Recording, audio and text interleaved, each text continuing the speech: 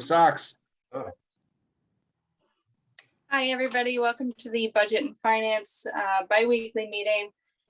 Today is Thursday, October 21st. It is 5:30 p.m. Consistent with Chapter 20 of the Acts of the 2021, this meeting will be conducted by remote participation. The public may not physically attend this meeting, but every effort will be made to allow the public to view and listen to the meeting in real time and participate when necessary. Persons who wish to do so are invited to view the meeting, here. Oh my goodness. So the legally is on the Budget and Finance agenda. It's a little weird. So anyway, welcome to Budget and Finance. We have Vice Chair, Councilor Memhard, Member, Councilor McCarthy, and myself, Councilor Cox. So welcome, everybody.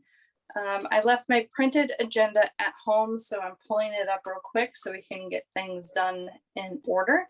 I just want to let everybody know too that we had originally asked the acting Board of Health Director to come before us tonight to discuss a grant that was returned to the state from the city, and they have declined the request to come tonight.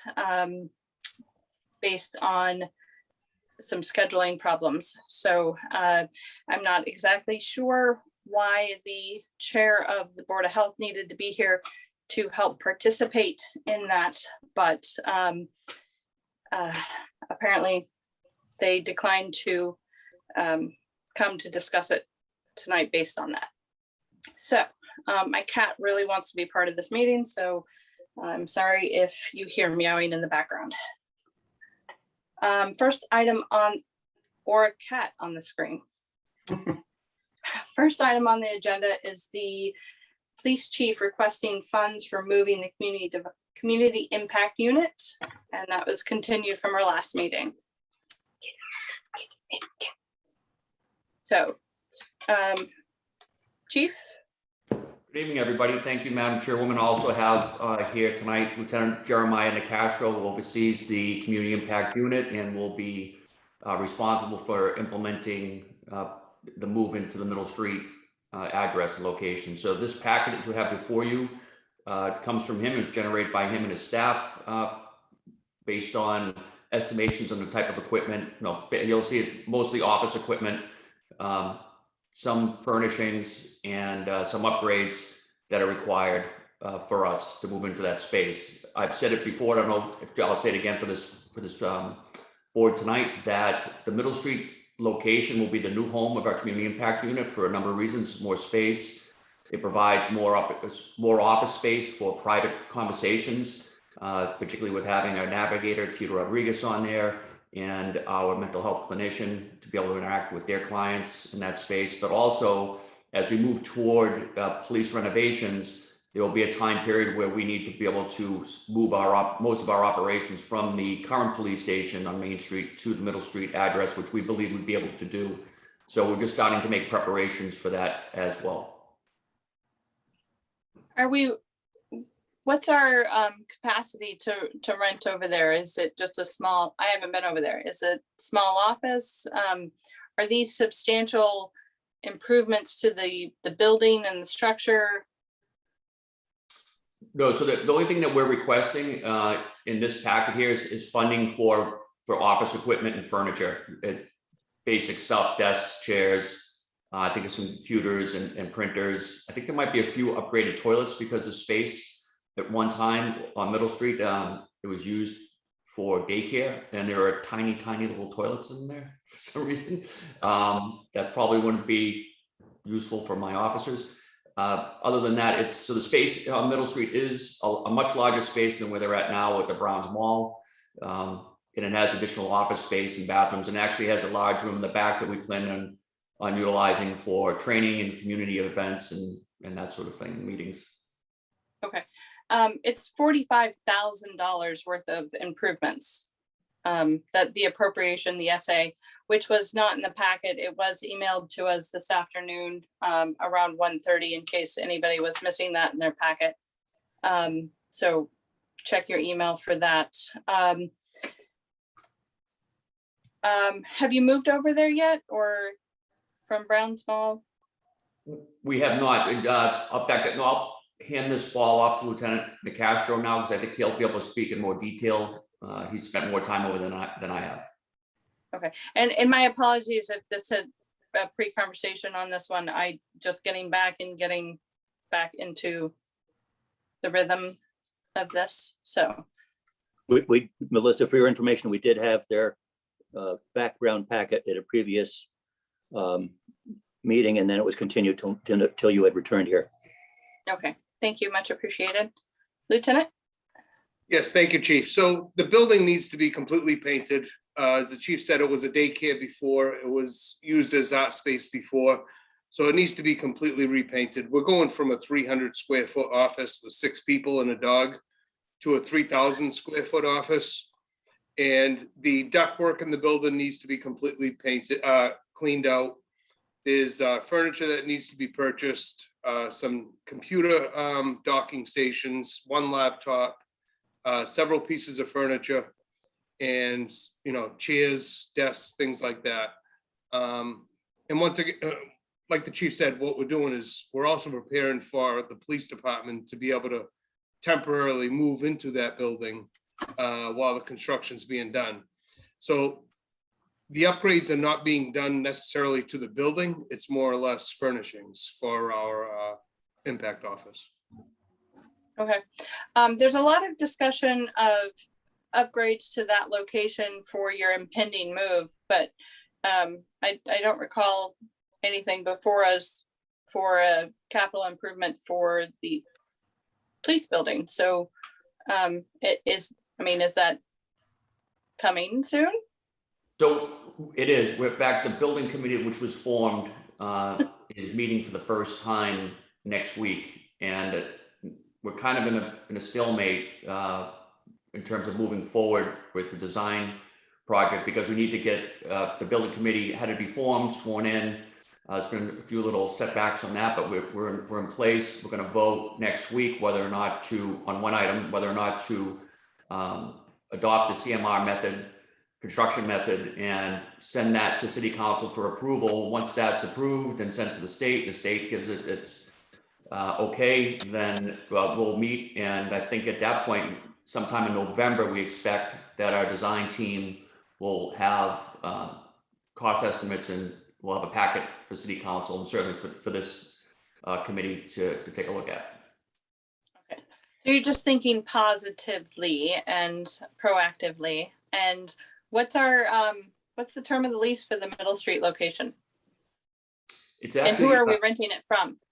So I feel like this is, I jumped into this conversation with assumptions that that you were aware of all that already, Counselor. So apologies, I should have kind of started a little earlier in this with my explanation.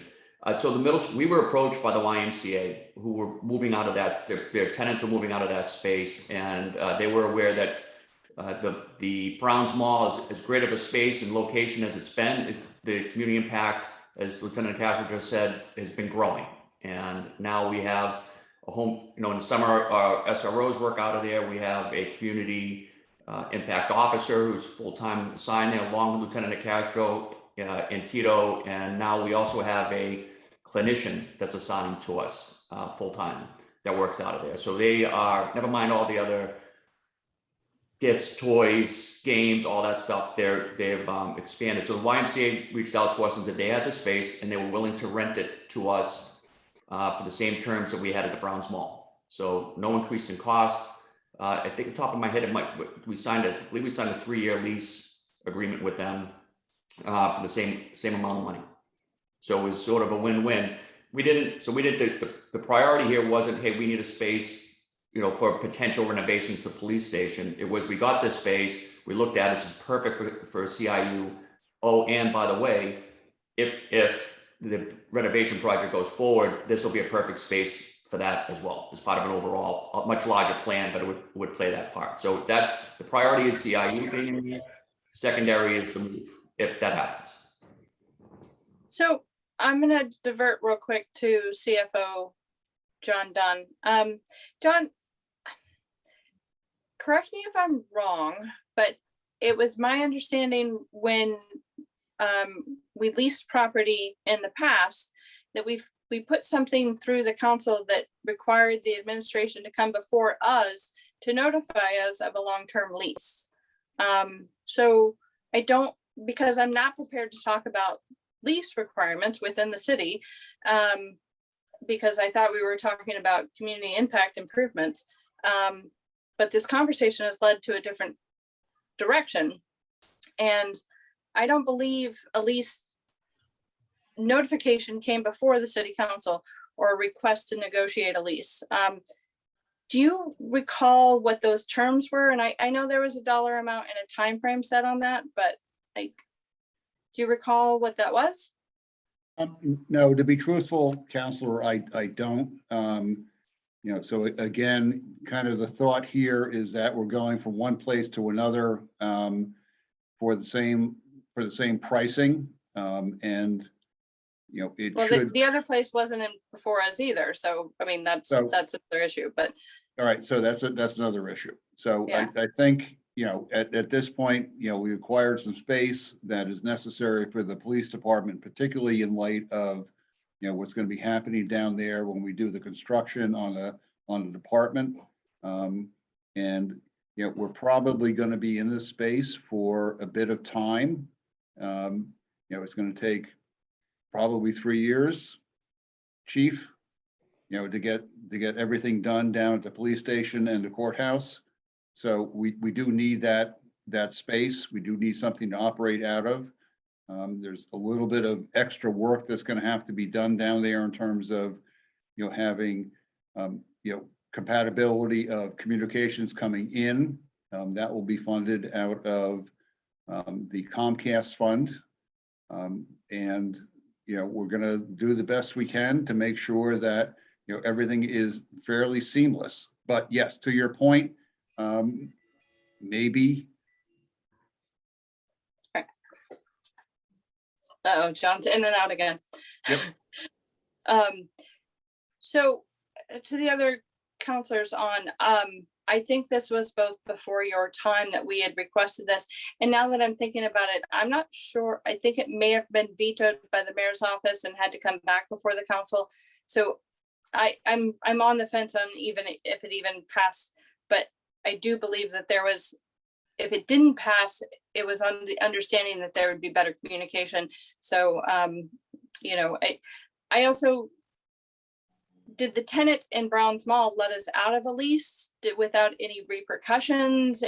Was there, I mean, we had a long-term lease with them as well. And I am not sure that there weren't some repercussions of breaking that lease in advance. So does anybody know about that?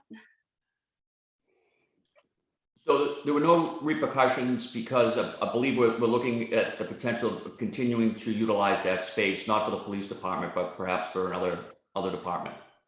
So we didn't technically beyond that, break I'm the not lease, sure. continuing to pay for 2 locations. So the location that the funding for our rent at Browns Mall and now going into Middle Street has been grant funded. I believe it's through a grant from the through the health department. It's the same funding source that pays for our community navigator. Okay. Wow, this is taking a weird turn. Counselors, Counselor Memhard, do you have any, I guess on the item on the agenda, and then I think we as a council need to circle back on the other item. So I guess we should be focusing on the agenda item and not on the other stuff that's crept in. I understand where you're coming from, not just from missing a meeting or two, but just in general. I think you're correct in saying that there's some stuff that we've not been fully apprised of moving forward here. John McCarthy may have more information since he does serve now, or will be serving on the police building committee. But you know, I agree. We have this particular matter before us in terms of the improvements at the YMCA property, but there's some other larger planning here that it would be helpful to be brought up to speed on. And again, commitments by the city for the existing lease at Browns Mall with the Montaninos, and then this with the YMCA. So I echo your concern on that. Thank you. All right, Councilor McCarthy, anything on the item that's on our agenda? And then, Yeah. Yes, this, what's on our agenda, the space at Pleasant Street, not Pleasant, Middle Street. I was able to tour it. I went up and walked through it with Jeremiah, Lieutenant Nicastro. It's great space. It's a great deal for the city. I would want the city to take this space one way or another, because it's certainly useful space and very cost effective. And I thank the YMCA for making that available to us. As you know, I think this is a great program. And getting back to procedure, I mean, that's something that really we shouldn't, that's between the administration. They're the ones who would have to okay renting space. So maybe that John could relay that back to administration, that, you know, and I'm not sure, Melissa, but the only thing I do remember coming through us over the last 2 years was the fire department renting space for a mechanics building. So that was brought before us. So it could well, that be was because they needed money. But so if they it would allocate the money from other places, but I'm almost positive that leases were supposed to, at least we were supposed to be informed of leases, and leases over a certain amount of money had to come before us. But again, this was Like I 6 said, years ago. that would have So, predated me on the council, but like I say, Yeah. as far as tonight's appropriation, the space does need what the work I've looked at in the packet, and I think it's money well spent. And I really think it's great space that is going to be utilized by the community impact and Cops and Kids program. So I'm all Yeah. for and that. I'm not trying to diminish their need for more space or the equipment or anything like that. It's just, it literally just dawned on me, even though I read through the packet, that there's a new lease, and that I thought that they were supposed to inform us when leases were supposed to happen. So I'm sorry this took a turn, and that's my fault. I'll own that. You guys do great work. You're amazing with the community. You've gotten a lot of grants, so to supplement the cost of this program. So, I mean, that's amazing, and I'm grateful. I'm just, there's so much for us as city councilors to remember and to recall and to safeguard, that sometimes that's where the red tape comes in, and we have to be the guardians. So, Councilor Memhard. Just following up on that, again, ditto your comments, and 100% in support of what Lieutenant Nicastro is proposing here. And I think I appreciate John McCarthy's review of the space and his approval. And I just would like to highlight again that the Budget and Finance Committee does need to have some purview over expenditure of city grant receipts and revenues, so that doesn't blindside us as something that the city is committed to based on grant funding that we have not been a party to accepting and making those decisions around. Separate Right. issue again, but this highlights that. Yep. All right. Anything further regarding item number 1? All right. All right. Sorry. I recommend the city council approve supplemental appropriation 5 in the amount of $45,000 from the Building Maintenance Stabilization Fund to fund the cost of building improvements for the community impact relocation to 670 Middle Street, and including costs incidental or related thereto. And I so move. Second, Further discussion? Seeing none, roll call vote. Councilor Memhard, yes. Councilor McCarthy, Yes. Councilor Cox, yes. And Councilor Memhard and Councilor McCarthy, if you see me going off the rails and you need to bring me back in, please just raise your hand and tell me, because that was a self-correction on my part. And I I apologize. It just opened a whole different can of worms. So, not you, Kenny, you don't get to. Yes, Kenny. I just wanted to add as far as the contract, because I do remember as far as leases and when they needed to be approved. There is an ordinance, it's section 2-52, signing approval of contracts. There's 4 subsections to it. And the first one, all agreements, contracts, leases that may be given or required to execute by the city shall be signed and approved by the mayor and sealed with the seal of the city. Here's the next part, is part B. The council should be notified in writing whenever a request for proposal of a lease of real property with a term that exceeds more than 1 year. The total cost is expected to exceed $250,000 issued.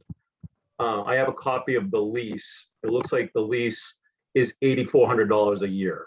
So it's well below the $250,000. It looks like it's beginning on October 1st, but it'll be ending in 2023. So it is more than a year, and it's well below the $250,000 threshold. So I just wanted Kenny, to I pass.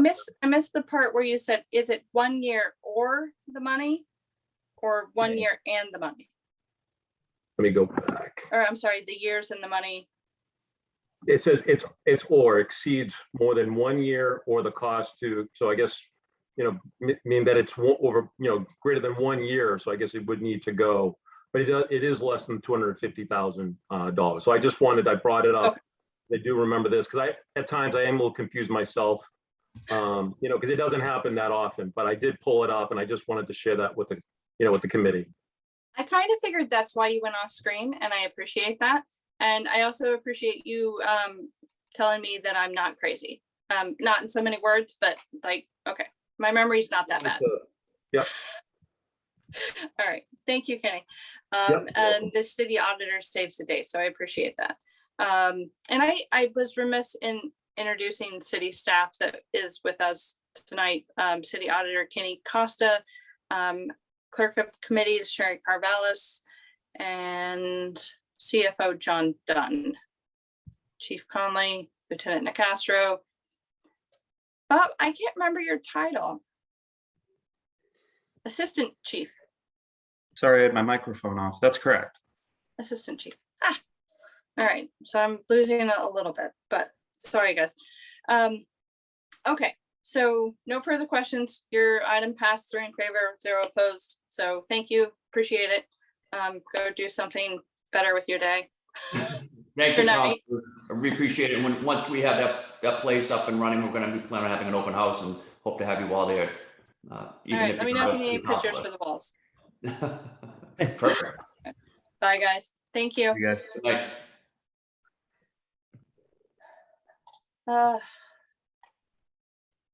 Councilor McCarthy, Councilor Memhard, you're supposed to reel me in when I go off the rails. Need a bell. All Welcome right. back. Right? Second item on the agenda, memo from the fire chief requesting acceptance of a 22 Mass DFS equipment grant in the amount of $40,000. We just say yes. Give us a little. Just for the info, just for the little background information, it was an earmark by Senator Tar. It's for a set of battery operated hydraulic tools, rescue tools, jaws of life, if you will. And it is 100% of the funding will come via the grant. So no cost to the city, No match. Very nice. no match. Okay. Any questions? Nope. We're happy you have the equipment that you have, and we're happy that it came in at a cost of 0 to the Zero. city. So, Yeah, that's always any nice. questions from the council? All No right. questions, just a quick comment that earmark money's there every year. And I ended up getting some, and Bruce's, Senator Tar is very good about arguing our behalf. So it would be behooving to all the department heads to have stuff turned down to try to get some of that money. Not to try to take it away from you, Rob, but I mean, No, that's true. And I'd be remiss if I didn't thank Senator Tar for his help on this one. So Now, do you get to play with the equipment at all now that you're assistant chief and stuck at a desk? Oh, yeah, I still go down on the floor once in a while and Okay, hang out with the boys. nice. All right, anything further? I'll make the motion. I recommend the city council accept a state grant under Mass General Law, Chapter 44, Section 53A in FY 22 Massachusetts Department of Fire Service Equipment grant earmarked in the amount of $40,000 for the purpose of purchasing a battery-powered hydraulic extraction tools. The grant period is through June 30th, 22, and there's no local match required, and I so move. Seconded. Further discussion, seeing none, roll call vote. Council Memhard, Yes. Council McCarthy, Yes. Councilor Cox, yes, motion passes 3 in favor, 0 opposed. Thank you so much. All right, thank you, guys. Have a good evening. Enjoy your evening. Night. Will do. Item number 3. If I can get past all the other weird paperwork, is a fiscal 22 Great Marsh Green Crab Trapping Grant. So this is a reoccurring grant as well. And we have our shellfish constable with us. Pete, Hi, guys. no camera, bad hair day. No, I'm on my phone. Oh, okay, all right, fine. So yeah, this is a recurring grant we get every year. It pays 2 commercial fishermen to remove invasive green crabs from the Annisquam River. They get $10,000 yearly from the Division of Marine Fisheries for this predator eradication project. In the last 3 years, they've removed 50 to 60,000 pounds of green crabs each year. And we've noticed a major uptick in the soft shell clam population in the Annisquam because of it. So it's a effective method of predator eradication, and we use the same 2 fishermen pretty regularly because they're experienced and effective at it. So last year they didn't give the grant. It wasn't in the state budget, but this year it was approved. So it's $10,000, and it's an effective program that we've been utilizing for the last 3 years since I've been the shellfish constable. Any questions? It's reoccurring. Councilor Memhard. Thanks, Pete. Sounds like a good program again. Just curious if you could share with us, is Bill Muniz still involved with the program, and who's the other fisherman? And what do they do for disposal at this point? Billy Muniz doesn't do it anymore. We're using 2 commercial clammers from Gloucester named Chris Lodge and Jesse Jacksland, who are very familiar with the area. They're already fully equipped. They took over from Phil McDougall and Matt Jacobs from Essex, who did it in the previous years. Neither of them can really devote the effort to it this year, so they just passed on all the equipment to these 2 local clammers. And so these guys are pretty keen on it. They've already taken about 4,000 pounds in the last probably 5 days. And they're very supportive of it either way, because they're helping themselves in the long run by removing these crabs. And in terms of the disposal, or what happens with the They product? have a bait market that they utilize down in New York. So they're selling them out of state for tautog bait, for fishing bait down in Connecticut, New York. Great. They have a pretty steady market for it. Thank you. And there's no Anything match further? to do with this grant. Peter, how are they, any estimate on whether they're close to eradicating? I mean, I see green crabs everywhere. I mean, it's just, and I know they're an invasive species. I know they're not indigenous to the area. And I know there's very little market for them. There's only one time a year that they're tautog fishing down off New Jersey. And I know people have tried to make a million things out of them, but is there any, is there any end in sight, do you think, to these crabs? I don't personally think so, just from my observations, because they're pretty adept at basically fitting into any marsh ecosystem that they go into. They're voracious predators. This year the landings are up a couple 100 pounds a day, so that's not a good sign. You hope to have less landings every year, and it's showing that there's a dent, but I mean, this is going to probably be an ongoing project for at least, I would say, a decade. I mean, there's a considerable amount of crabs in the river, in the harbor. They can only use 60 traps per fisherman, so these guys are only fishing, I believe, between 100 and 120 traps. That's all they're authorized to fish, and they're only allowed to fish between certain months of the year. So it's they're catching them during their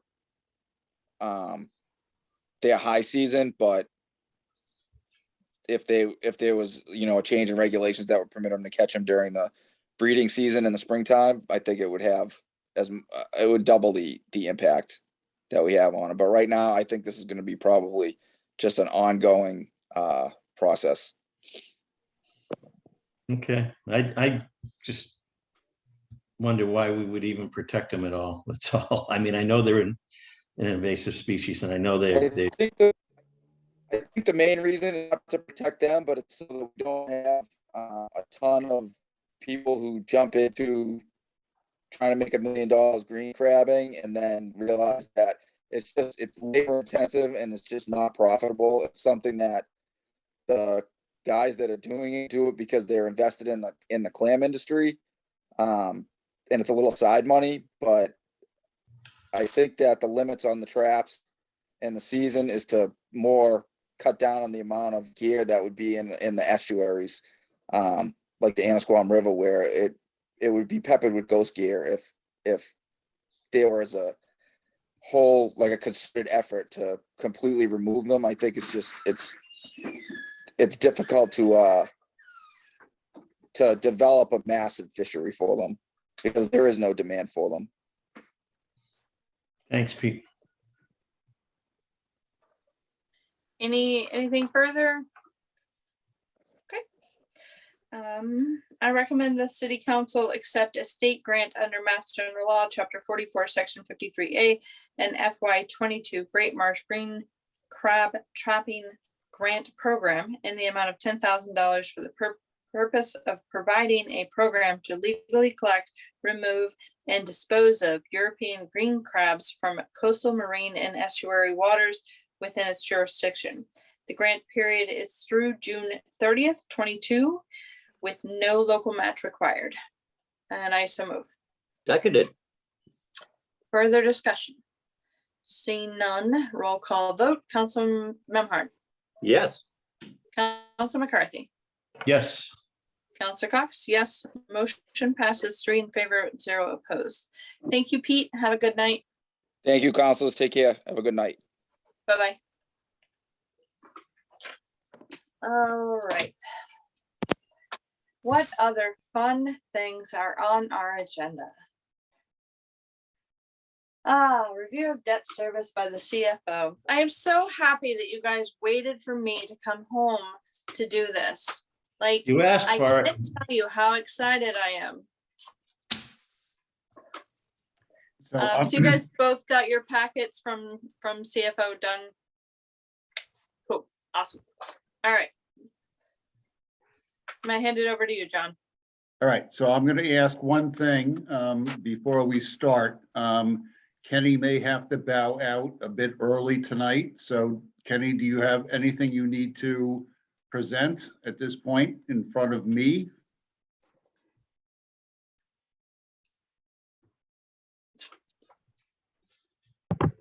Thank you, John. No, I don't. Okay, very good. Thank you. Before I get into my long-winded explanation. Kenny, was that Gabriel behind you earlier? It was, yes. He's getting so big. Thank you. Yeah, today's my birthday. He's excited that I'm home. So, you know, they have something planned for me. I don't know what it is, but they got something planned. So I don't know. I may have to check out a little bit earlier. So I Don't blow out apologize. your candles, Kenny. Yeah, Yeah. exactly. All Yep. right, Kenny, we're making an executive decision now. We're gonna kick you off the meeting if you don't go and spend time with your family. I can do that, right, Sherry? Sure. I did not know it was your birthday. I would have announced that much sooner in the meeting. Happy birthday. Thank you. I appreciate it. Thank you very All right. much. Go away. Go spend time with your family. Good night, everyone. All right. Ciao. Good night, Kenny. Thank you. All right. All right, so, Thank you for that, John. pardon me? Thank you for that. I didn't want to Well, keep him here, but I no, knew he it- didn't have anything, but No, I didn't want to keep him here either. So we got thank the big 11.5 by 17 sheet that I gave to you is really kind of the story of the night. So if you kind of look at it, we have fiscal years in the total left-hand column. We have the total of debt service in the next column. And what we have is, just so you know, so betterment supported debt service. So what we have is either issues that have happened with sewer betterments or other things. And, you know, we saw a big runoff this year within the budget. And as we kind of move it across, so we've got the fourth column is the net due that is not supported by anything else other than the general fund. And then as I kind of take this across, I'm looking at issuing about $5 million a year over the next bunch of years until 2034. And this is how I kind of figure it's going to work out. So the fiscal year 2022 issue is what we've already done. We did that in September. I was very happy to find out that for, you know, the issue was basically came in at 2% in terms of the bond debt issue. I mean, unbelievable numbers still. I did take, you know, as a big part of that, $20 million down for the new elementary school. We'll talk about that a little bit later, but that, you know, sometimes the size of the issue too makes a difference. So I put that in there after conversations with various people in terms of how we issue debt, and it made sense that we would do it that way. So as we kind of go across the top of the page, we're seeing that I'm presuming that we're going to have to issue in Gloucester about $5 million worth of debt a year. And that over the first couple of years, it's going to be 2.5%, but then, you know, I fully expect that it's going to rise. So I've kind of put that out in 2025 to 2033 at 4.5%. So what you see is kind of going across the page is issuing that $5 million worth of debt. And what that happens when you go over to the total column, which is, you know, column number 16, that you can see what the total is. So we're kind of putting in what we are already expected to pay and what we may be expected to pay in the future as we issue debt. The column that is one left to the end is the annual budget up by 2.5%. So what I'm doing here is saying that, if we have to increase debt service by 2.5% over what, baseline budget is right now, how does that look versus what we're going to have to pay if we have to issue this type of debt over the years? And so that final column is, the excess deficiency from year to year. And going all the way down to the bottom of that column, you'll see a number that's $322,506. And that's really, what happens if we in fact do that $5,000 a year for the next couple of years based on expected interest rates and increasing the debt service budget by 2.5%. So basically what this kind of says is we can afford to do certain things. Now, going down to the second piece shows us what is debt to be issued. And that is debt that is already been approved by the council in terms of appropriation orders. I made some notes out to the side that even though we've had an appropriation for a certain amount of money, it's not all going to be in debt. There are going to be some grants. There might be, for example, with the City Hall project, an agreement by the Community Preservation Act Committee to pick up a piece of that. And there's going to be also some other things that could be kind of moved into that from other fund sources that will reduce that. But that's my best thinking about this at this point. So the total of that is about $22.5 million. So again, at 22.5 and issuing 5 million a year, that's basically four years worth of debt that has to be issued, or 4.5 years of debt that has to be issued in the future. And then just the really bottom part is the debt that we issued in September of 2021, so a month ago. And again, there was, it was incredibly good, a little bit less than 2%. And we had to grab that when we could, because who knows how long that's going to be out there. So going back up, and I don't expect that, the city's going to be issuing debt of $5 million a year through 2034. I just kind of assume that just so you can see what would happen if we did. And the good thing as far as this, projection goes is that the city can afford to do that. I mean, there's going to be some back and forth.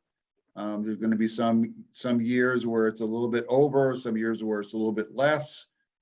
But, I think that the city could, if it decided to do it, could issue that kind of debt, depending on where interest rates are going to go over the next 12 years, that, we can continue to move forward to improve the things in the city that need to be done.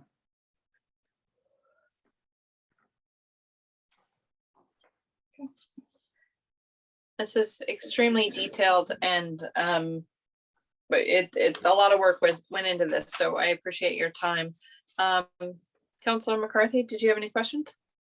Yeah. John, I don't see a new central fire station anywhere in the projection. I mean, I know we're putting money into the police station. I think that's a great thing so that we don't have to build a new one later on. I think that's where we've neglected our schools over the years and find ourselves tearing down schools that maybe would have lasted longer because we've neglected them over the years.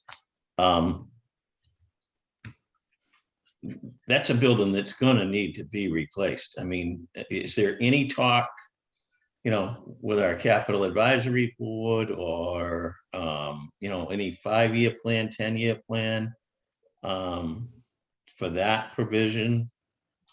And the second thing, the elephant in the room always is the wastewater treatment plant. And I mean, if that came due, would that be something that's solely going to be taken up by sewer and water bills? Or is that something that we would have to look to take out of the general fund through issuing debt? Well, so in response to that, Councilor McCarthy, I mean, that's, yeah, certainly we do need some fire station work. And to be truthful, we need a fair amount of work over at the DPW campus. So yes, those are not identified here because we have no idea what they would be. So all I can do is put down here what I reasonably know about right now. But again, so I am projecting out $5 million a year over 12 years. So that's 60 million bucks. And at this point, we're committed to about 23, maybe. So yeah, there's possibilities of doing other things. And certainly, as you pointed out, we do need to address the fire station, central fire station. And frankly, we do probably, need to address more than that, or firstly, stuff that goes on over at the DPW campus. I mean, their buildings leak. Yeah. So, what I've tried to do here again is look at, can the city afford, $5 million of issuance of debt over the next years to 2034. And my analysis is right now, unless interest rates go to, go bizarro, that we can in fact afford that. And so how do we do that? It all has to be kind of labeled in. I don't necessarily want to be issuing $10 million in one year and zero in the next year, but that can be managed. And by the way, I'm not going to be here in 2034. Well, that's going to be a good year to run for mayor, John, because that's when we pay off the pension liability. Well, So we'll there'll be get plenty of money around then. Yeah, We'll get to find that. other liability to fund. Don't you We'll get to worry. that in a little bit. Yes, yes. So this is just my thoughts at this point. And certainly, that could definitely change, if interest rates go up, go down, if something else kind of pops up, as to what the city needs to spend money on. I mean, certainly, as you look at this, maybe there's an opportunity to spend money on paving. So, that's going to be, a decision for, the mayor and the council in the future as to where they want to go. I'm just presenting that this could be affordable. And that's considering, John, all the departments in the city running at level service, I would imagine, correct? Pretty much. So what I've done here again is increase the annual debt service budget by 2.5%. Right. So that really kind of falls on top of, just 2.5% in terms of, the tax levy. The tax levy actually goes up pretty much closer to 3% a year, but I was a little bit conservative, in terms of looking at this. Okay. Thank you, John. Councilman Mahon? Thank you both. John, those are good questions for me, John McCarthy and John Dunn for this presentation. Clearly it's not on the list here, but we will be looking before we know it at yet another replacement elementary school in the scheme of things. The sewer treatment plant, the secondary processing is hanging out there, and then on the offset, we can look forward to factoring in and through a careful deliberation and decision process, the ARPA funding, to the extent that any of that may be applied as an offset to some of these commitments are on our own internal budget. But I'm just curious to know, as the Capital Improvements Advisory Board gets up and running and does some additional long-term planning for the community beyond the dozen items that you've highlighted here, what other surprises or what other things need to be forecast and planned for? Well, there's, Counselor, there are things that come up every year in terms of what people would like. I was on the phone with, I'm not sure whether Ted Costa is listening tonight. But He's we on. were He was on before, yeah. Okay, so I'm going to present the same information to them at their next meeting, which is, I think, going to be sometime next week. And so we'll talk about it.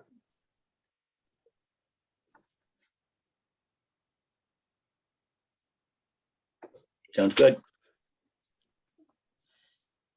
Anything further from anybody? What about you, Madam Chair? Thanks for Oh, good I reading.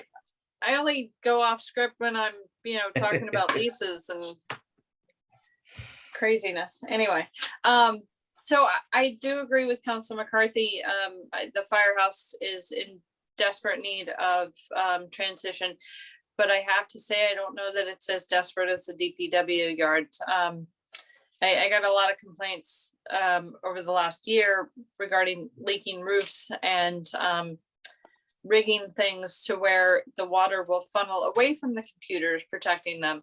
So yeah, unfortunately the city needs a lot of maintenance, and we finally have the boards in place, the Capital Improvement Board, CFO John Dunn on board with managing the numbers and looking at things systematically and trying to fix some things. So I think we're headed in the right direction. It's just there's a boatload of places that need Band-Aids, and only 5 Band-Aids left. So we're working on it. So again, I will say, I mean, you're seeing this for the first time. There's a lot of information there. If you have questions, I'd be happy to, your next time through, or just, answer questions then, or just let me know. I'm happy to kind of respond to all three of you. Thank you. Thank you, John. John, you're a member on the Capital Advisory Board, correct? Or Yes, hope so. yes, yep. Well, not a member, but I the liaison for the city, or? support them. Okay.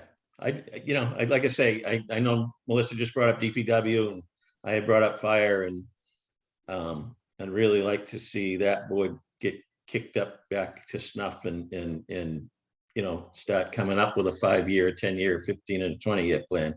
I mean, yeah. DPW's got at least room to grow there, or room to fix. I think the fire department building is 100 years old now, or close to 100 years old. They've simply outgrown it. I mean, it was built for horses and car and buggies, I mean, so I think that's just something that board should be taking a look at. And John, you're right. I mean, the central fire stations in many of the small cities, whether it be Gloucester or Beverly, where I live, are in places that they shouldn't be. John, I just saw on the news the other day, Boston just finished their first new fire station in 20 years, I believe. But it surprised me that the cost was like $23 million. I thought it would be more than that. Well, we can hope that, things as they move forward will be less than we think. All right, so the second piece there. Hold on, John, real quick. I'm sorry. Councilor McCarthy, in regard to your situation too, with bringing up the firehouse, we are, because our building is not compatible with today's fire engines, we are also forced to buy equipment that is either older or maybe not the best equipment because of the space that we have to use. So that is a compounded issue that we also need to pay attention to. It's not just the quality of living in the space, it is the quality of the equipment that we can put in the space. So there's that. Yep. Sorry, John, I didn't mean to interrupt. Nope, that's quite all right. I'm here until you're here. So I the- wanted 20 minutes ago. Yep. Me too. So the next page here is kind of just, I threw this in just so you can kind of see what it looks like for the override. So this is the East Gloucester Veterans Debt Service impact on tax levy. Just so you know, what we've looked at in terms of how this gets presented is that, what gets added to the taxes right now is the water shift and the CSO shift. And those will be decreasing over time. And those are essentially, issues where the city decided to basically do an override. So we have this total shift, which is going to be, decreasing over the years. So we have another override for the school. So how does that kind of look in terms of the effect on the tax rate, over time? So I did issue in September $20 million worth of debt for the elementary school. We talked about this internally, and there was no way we could ignore the fact that we could issue debt at 2% or less. I mean, it just, we're going forward on this project, at 2%, locking it in for 25 years. We just could not resist that. We had to do it. So, what you'll see in issue number 1 is the cost of that $20 million of debt. And that is specific debt service that we're committed to right now. Issues 2 and 3 in this sheet are what I just expect may happen in the future as we move along. And then the total added to the levy. And what I'm doing is looking at what is added to the levy right now, which is this, again, the water shift and the CSO shift. What I try to do is kind of max, look at that over time and say that as these decrease, we can increase the amount of debt that is associated with the override for the school and kind of keep that reasonably in line with increases to the tax levy. So kind of going out all the way to the end. So the impact per 100,000 of value for doing this school is going to be basically less than 20%, or excuse me, 20%, 20 cents per $100,000. So, this is still a good decision to do in my estimation. You can afford it up in Gloucester. There is going to be some use of stabilization funds to kind of keep that down below the 20-cent level. But that is really probably not going to be my decision to make because I'm not going to probably be here for all of those years. But, for what you get in terms of a new school and what the override is going to cost the citizens, it's not very much.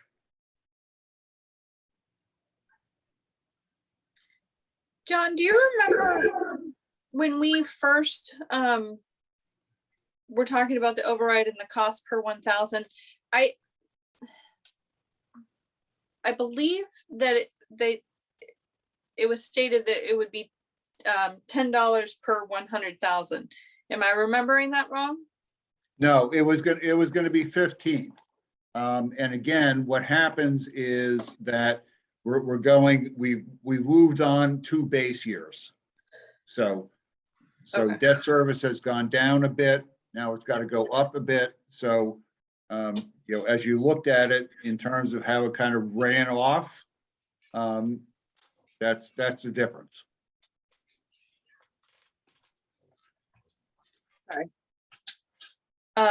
Okay, all right, I'm just, because I didn't, these numbers seem larger than what we had talked about, so, but with those factors, it makes sense. They're always, Melissa, they're always going to change. So they're going Yeah. to change year from year. So when I updated this spreadsheet a couple of weeks ago, yeah, it turned out to be very different. Because, you know, we're looking at stuff, you know, my takeoff is current as opposed to 2 years ago. Yeah. Okay. Anything further? Okay. All right, page number 3 is just an update as Councilor McCarthy has requested for expenditures on the school project. So, you know, this format will be presented to you hopefully at the end of each month or the end of each other month. But that's kind of where we are now. So the feasibility study at the top box is not going to change. The non-SBA fund information will change as we move forward, because certainly there's going to be, you know, the big thing here is going to be a couple of issues that come in as a result of invoices that we haven't paid yet for renovations to the school, but mostly it's going to be at this point forward just rent and utility costs. The big changes are going to happen in the bottom box as we move forward, and we'll try and keep you up to date. But at this point, it looks like, you know, we're pretty much still within budget. There are certainly some concerns about supply chain issues, particularly in terms of steel, getting the steel in and locking down those costs. So we're out there pretty aggressively trying to get quotes, make sure that steel is going to be delivered on time, because that's a really scary issue here, is that, you know, we're not going to be able to get certain things on time in order to keep the project moving along according to budget and estimated timing.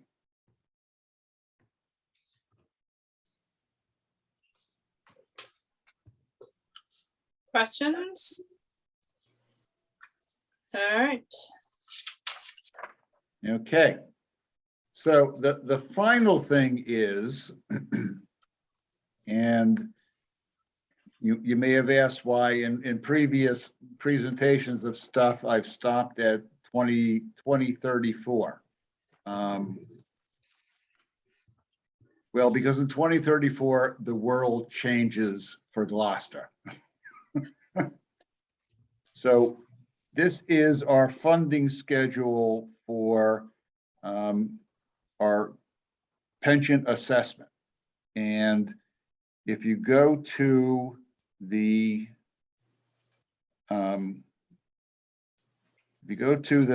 third line there, the third column, that is what we are paying for retirees that we haven't paid for before. So we have to fund that. And that's a huge number. The second column is what we're paying for in terms of current employees. So we're keeping up with that on a current basis. That third column there is the people who have already retired or were not covered before by the second column that we have to catch up with. and you can kind of see what happens in 2034, at least according to this schedule. All of a sudden, our pension assessment goes down by, round numbers, 21 million bucks.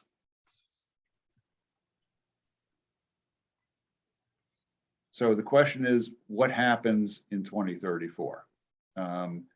My guess is that a couple of things that could happen is that there may be another school consolidation, and that could be paid, again, we might be able to get into the queue with MSBA and do, the other two schools as a consolidated school, and also be able to pay for that without perhaps an override. Certainly we have, a huge amount of what they call OPEB obligations, which we're going to have to kind of flip and not only pay and pay kind of somewhat the equivalent of what we're paying now for, retiring that pension obligation that existed before us. So I'm just putting that out there that things are going to change fairly radically in 2035. I don't know if any of us are going to be involved with budgets within the city of Gloucester, but this is something that's going to be huge. I'm hoping that I'm still at some point, but as far as being involved, other than that, I'm not quite sure. Well, I can tell you that I am not. And we will be very happy for you because of that. But You I earned do your- want to, I do want to put this out there that this is something that is going to happen. We're committed to that, 7% increasing amount to retire this in 2034.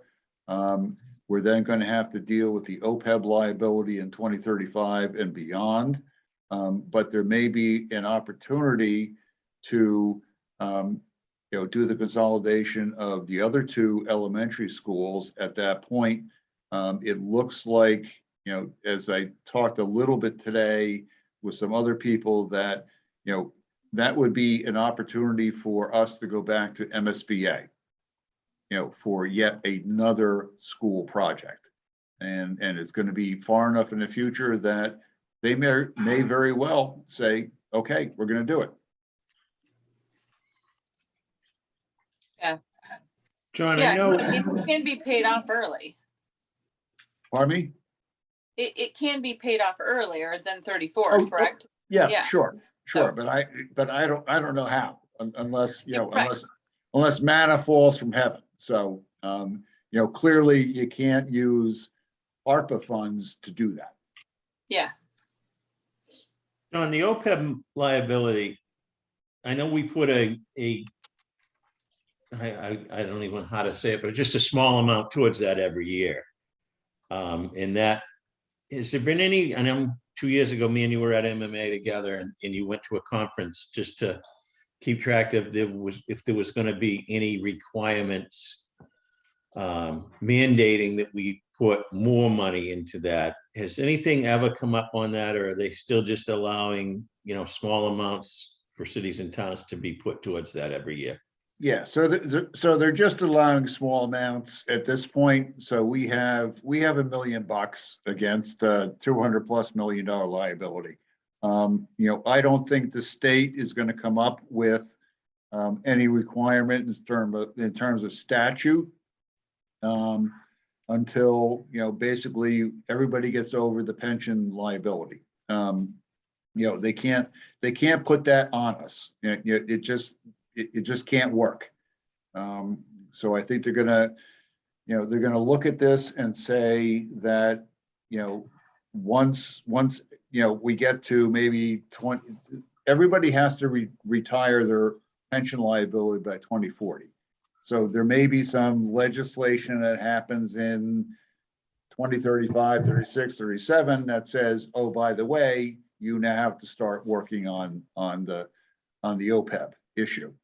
Now, I mean, there's something else we talked about a little bit, which is pension obligation bonds. A little bit risky, maybe very risky, but something that we need to consider a bit. The basic kind of starting at square one would be for the mayor to propose and the council to vote to ask the legislature for a home rule petition to issue this, because we don't have statute that exists that we can issue pension obligation bonds. That would be the first thing to do. It would be a very long trek to get to the end of this to actually do issue those things. There are a number of communities that have home rule legislation to issue pension obligation bonds, and they got those in the early 2000s. So, and they haven't issued them yet. So there's only a certain time that you can do that, but we can't issue them without home rule legislation because there's no statute that allows us to borrow for this at this point. But is now the time to do that, John, with the I rates? think, yes. I think now is the time to take that first step. And I that first agree. step may not go anywhere for 6, 12 months, maybe 15 years. But now is the time to get the authorization to do it. So at least we have that availability to move forward when the time strikes. Good, I agree.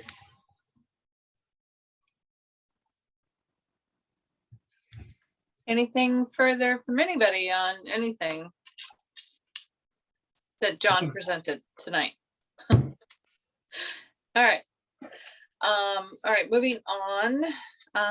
So that was it on the agenda. As we discussed earlier in the meeting, we had requested that Max, the acting Board of Health Director, come before us tonight to discuss the return of a state grant from the Board of Health. John, I don't know if you're at all familiar with that or anything, if there's anything, if we have any questions, I don't know that you'll be able to discuss it or speak to it. No, to be truthful, no, I really don't. I don't really Okay. know anything about that. No. Okay. The amount of the grant was what, Melissa?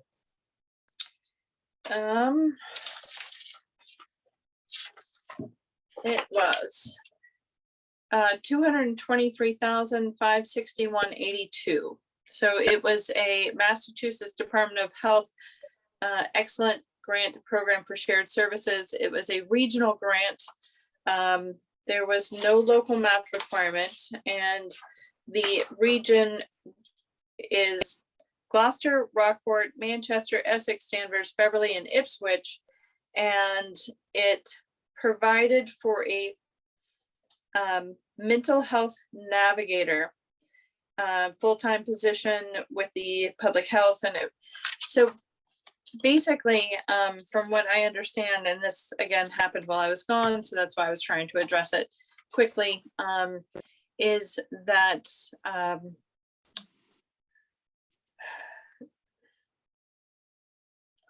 trying to figure out what I can say that I can prove and what are assumptions. So it was returned to the state without notifying our partners. Therefore, it kind of left multiple cities and towns in a position where it could have been offered to one of our partners to manage in lieu of us managing it, if it is truly a staffing issue and problem, which is why we returned it. And the perception now, I don't believe is a good one with the state, with the Board of Health, because we returned a grant because we couldn't manage it. There's a lot of speculation as to what happened with this grant in regards to why we didn't have the staff to do it. It was my understanding that a job offer or that someone was, that there was an interview process and that someone was selected from that interview process, but that person was not the person that was offered the job. And the person that was offered the job declined the job because of outside influences. And the person that was originally selected to do the job is still with us and still could have participated in it. So I'm not, again, there's just a lot of speculation and confusion on this, which is why I'd like to get it before us, since we are the ones that approved the grant. So I'm happy to hold a special budget and finance meeting so we can get to the bottom of this. If you guys are agreeable, I will reach out to Joe, Rosa, and Max to find out what their schedules or what their availability is, and we can just have a one-item agenda off schedule. So if you guys are okay with that, I will reach out to the interested parties and get that scheduled. I'm fine with that. I too have received information on this. It's a over $220,000 grant, and it's for mental health. We okayed it. It was in place. The interview process was undertaken. I understand there was interference in the interview process, or a disagreement in the interview process, or at least the final candidate. I think it's just terrible that we would turn this grant back to the state, especially in lieu of the last 2 years that we've undertaken with the pandemic and the mental health issues and help that people need. So I think it's absolutely necessary to understand why we would have turned this back. And I think it's behooving to the board, to our board, to have another meeting. And I think it's a duty of the administration to tell us what happened here, and why it happened, and you know, And what the steps fact of we the can take. matter, What Sorry, steps we go can ahead. take to make sure it never happens again. Yeah. So, And yeah, particularly I wanna where get to the bottom of it. it also impacts our sister communities that we were managing it for. I mean, I recall the approval process myself, and it looked like a good program, and why we would have dropped the ball or not been able to step up to the management and distribution of these services does not reflect well on our community and does not meet the community needs that were funded. Yeah. And we Very lost unfortunate. we lost another valued employee over this out of the health department, someone that I worked with 3 years ago, when I was the chief. She was an integral part of a liaison between the health department and the police department. And she did a great job. And she told me she left because of this. So it's just not a good thing. yeah, and I think the key part too is that we didn't talk to our partners to see if somebody else could manage it, or even if that was okay with the state, if we switched to the managing partner to another community, so we didn't lose this if it was truly about staffing issues. And it's my understanding that the staff member that was the internal candidate that was offered the job is still with us. So not to mention the fact that we lost somebody because of the chaos that ensued regarding this job offer. So I don't know, it just goes back to communication and responsibility, and that it's just, again, I'm going to say we are stewards of this residents of the city, and we have a responsibility to get answers for things that happen on our watch. So all right, I will go ahead and reach out to the members of the Board of Health and invite them to a special one-item agenda, and let's get this taken care of. So thank you guys for agreeing to do that. And if there is nothing else, I'll take a motion to, hi, John. One more thing. So I presented a lot of information tonight. If any one of you individually want to ask questions, you know how to get a hold of me, or if you want me to come back and kind of go through some of this stuff again, I'd be happy to do it. Thank The you. one thought that occurred to me, John, I recall you making this presentation before Budget and Finance Committee, I'm going to guess 5 years ago. I'm not sure, I may be off by a year or two. And it's always helpful I'm not sure I could locate it in my own files, but you may certainly have that, but just to put it in a big picture comparison to how the projection today relates. I mean, interest rates have certainly gone down based on what you were working with 5 or 6 years ago, whenever that was, but just to compare and relate the current projection with the last time we did this. Now, you may have an annual running thing, but I know we didn't review it at this committee, but a number of years back. Well, actually, no, Scott, because whatever I did 5 years ago would probably tell me that I was stupid right now. John, as always, thank you. Thank you for coming, and you're always here with us, and you never not take our phone calls, and I appreciate that. Thank you. Thank you. Thank you. Yeah, we are extremely grateful for your diligence and your thoroughness and willingness to come before us and talk to us about really big numbers. Okay, and they are big numbers, yes. Over long term. Yes, so we appreciate it. So people like CFO Dunn help us look good in our community, and we really do appreciate it. So Thank you. on that note, motion to adjourn. Second,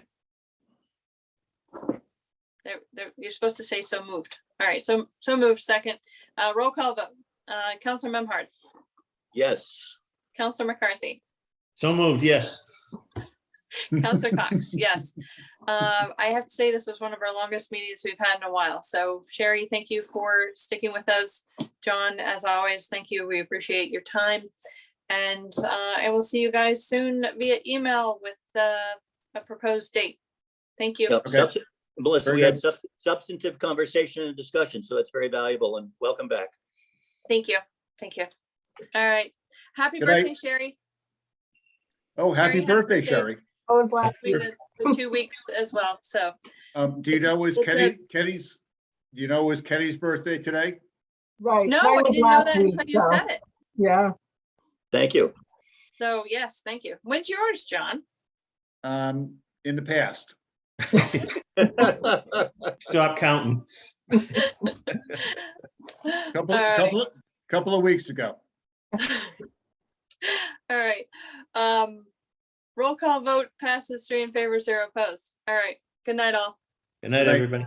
Bye. Thank you.